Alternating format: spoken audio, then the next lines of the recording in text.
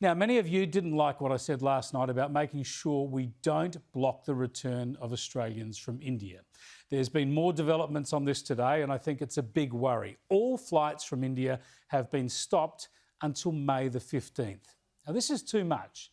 This is over the top, because no one comes into this country, whether from India or anywhere else, without going through 14 days quarantine. And because up to 10,000 Australians are in India, and many of them want to come home. Now, many people in this country are frightened and paranoid about the virus. Some are being deliberately whipped into hysteria by politicians and media. This is not how it should be. India is going through coronavirus hell at the moment. It's a tragedy. And just as it was always going to be the case, of course, in India, we've seen how the virus overwhelmed some first world countries last year, like Italy, the US and the UK. And we all knew that the developing world was going to fare even worse, probably. Look at Brazil in recent months, and now look at India. It is tragic. And we need to do all we can to help. And it's good news that we're sending equipment. But remember this, infection rates in India today are still below where they were in Europe and the US last year. And the only people who come in are Australians coming home. That's their right. They have to come through quarantine, so the risk is tiny. It's hotel quarantine, of course, that's kept this country in our privileged position for the past 15 months. Yet now, so many people are eager to shut the door on Indians. And leading the charge have been our meddling, panicky premiers.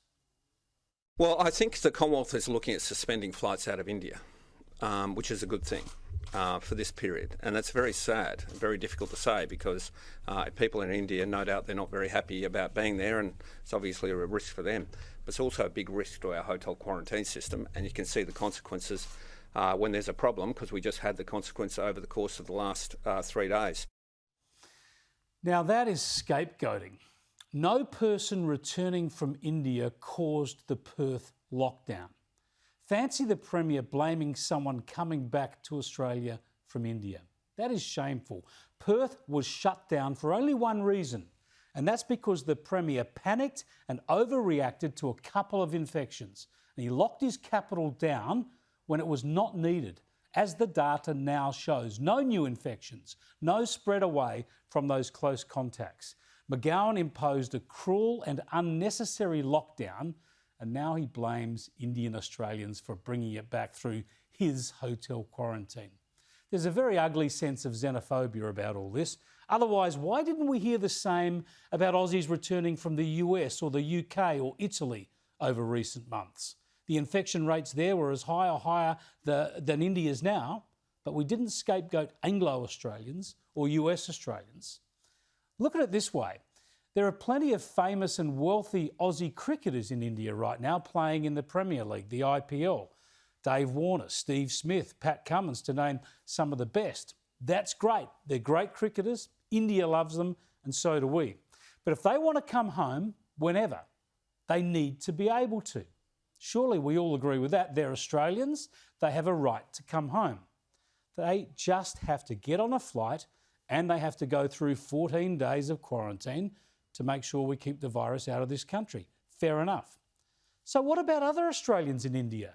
The same right has to apply to them. Whether their name is Sanjay or Steve, Pavani or Pat, they are Australians who must be allowed to come home.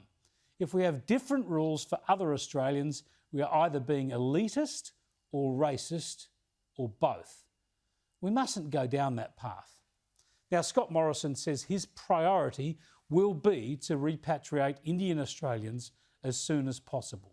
Further flights to India will be considered, as I said, prior to the 15th of May, with a focus on supporting vulnerable Australians, and in particular in relation to charter flights that are being put in place by the Australian government. Well, yeah, that's the right intention, except the time is now. There should be no pause, no delay for Australians in India needing to come home. They need to be allowed to come home as quickly as they wish and as quickly as they can. Yes, we should help India. We should send them all the vaccines and medical equipment we can. But we also need to let our people come home. As a country, we're going backwards on this stuff, getting more paranoid, even though we now have vaccines and even though quarantine has saved us. That's the whole point of having quarantine, surely, to enable people to come home safely. And that's the right that comes with having Australian citizenship. We mustn't turn our back on our citizens, whether they're in Manchester or Mumbai, New Mexico or New Delhi.